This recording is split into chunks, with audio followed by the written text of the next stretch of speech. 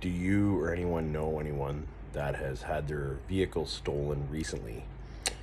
Um, so what has happened now in Ontario, Canada? It's happening all over the world, but it's really happening in Ontario, Canada right now, and it mainly the vehicles are stolen out of Toronto area, and they're being taken to Montreal or north of Montreal to the port, and they're being shipped overseas.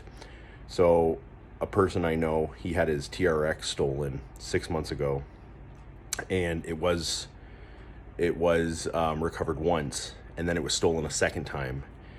And he's watching YouTube, and of course, in the background, he sees his truck in a YouTube video. It's not in this country. It's gone. He's been paid out for it, and he felt like violated because his vehicle got stolen and he found it, and there was nothing they could do because it was overseas. They're looking into it, but he says there's nothing they can do. So anyway, in the past month, there has been a TRX that's been stolen. There's been a Challenger that's been stolen. There's been a Charger that's been stolen. Yesterday there was a Durango that was stolen, high speed chase, and it ended in Belleville. They chased the suspect.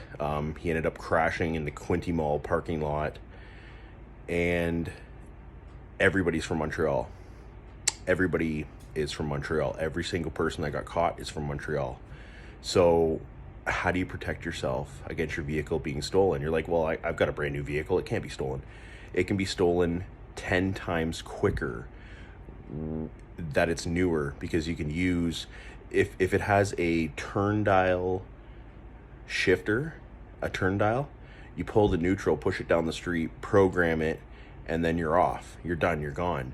Older vehicles, you have to smash the ignition out. You have to gain access to the vehicle. The second you hit the unlock button on your key fob, and somebody is within, let's say, 500 feet, they can get your code from your key fob, and they can get into your vehicle. Now, there's ways around this. You can do things to prevent this from happening. Underneath your hood, you have a fuse panel. If you pull the fuel pump relay, or you pull the fuel pump fuse, or the injector fuse, or the injector relays, or the starter relay. Starter relay would probably be the easiest and the best, unless it's integrated into the TIPM, which is the totally integrated power module. That's the only way that you can stop anybody from stealing your vehicle. So if you have the easiest ones are 2018 and up, but if you have a 2012 to 2022 Chrysler, Dodge, Jeep, any of those, if you have any of those, you have to find a way to make your vehicle inoperable at night, because that's what they're looking for, and they're not getting them from areas that you would suspect them to be stolen from. They're coming from like higher end areas, and it's easy. It's absolutely, you're like, my vehicle can't be stolen. It's got an alarm on it. No, it can be stolen that much quicker because it has that alarm on it, because technology has allowed that to happen. So, and there's no way of stepping into it, because let's face it, some vehicles right now are like $120,000, right? Well, you pay some kid $500 to $1,000 to go boost a car, and you turn around and you sell that overseas, that vehicle will fetch like $60,000, $70,000 stolen. So like it's huge.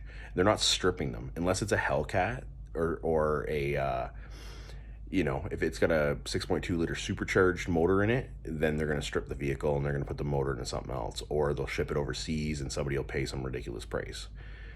So, like I said, to prevent this, you're going to want to pull the relay or a fuse out of the fuse box or the TIPM or whatever you have in your vehicle.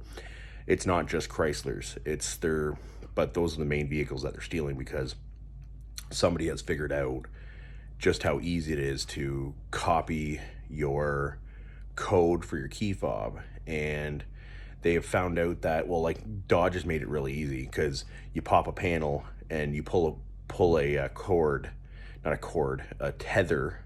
You pull the tether, and what it does is it puts the vehicle in neutral. You can roll it anywhere. You just can't steer it. And it's easy. You just push the thing down the street, and away you go. They can get the vehicle in a minute 45, roughly minute 45 to 2 minutes. They can take a vehicle. So unless you want to be like my buddy that's lost his vehicle twice, because insurance companies stop paying out when you have claim after claim after claim, even though it's not your fault. So instead of like wanting to pay higher insurance premiums and all this other stuff, prevent it. Even like the old club, the one that goes underneath your gas pedal or underneath your brake pedal and goes up to your steering wheel. That right there, they're not showing up with break-in tools, they're not showing up with cut-off saws, they're not showing up with anything. And if that's down in, they're going to gain access to your vehicle, they're going to see it's there, they're going to close the door, and they're going to go away. So even if you have security cameras, it doesn't matter. You're like, oh, I prevented this, I blocked the vehicle in. It doesn't matter. The vehicle that you blocked them in, if they want the vehicle, they're going to get the vehicle out. So, especially if you're a heavy sleeper and you have a steady routine. Oh, forgive me. If you have a steady routine and it's the same routine every single day, and you get up, you wake up at 6 a.m., you are out of the door by 7 a.m., they know your routine. They know you go to bed at like midnight or 11 or 10 and 2 o'clock in the morning when you're in the deepest sleep. Another thing is, if you see somebody going through your recycling, they're looking for signs. If the guy looks like a vagrant or whatever, then he's trying to get cans or booze bottles to take in or whatever. But if he looks like normal or whatever, if he's like somewhat well dressed, then he's looking in your recycling bin for liquor containers, because the reason why they're looking for liquor containers is an alcoholic sleeps better. That's just the truth. You drink 5 or 6 drinks, you pass out, you're dead to the world. So that's another thing. Be vigilant, people, with your recycling, because it's all telltale signs, right? And if you keep the same schedule, you're a 9 to 5er or 7 to 7 or whatever, they know your schedule. They know what you're going to do, because you have set a trend where you do the same thing over and over and over, rinse and repeat, right? So yeah, to stop these vehicle thefts, take initiative.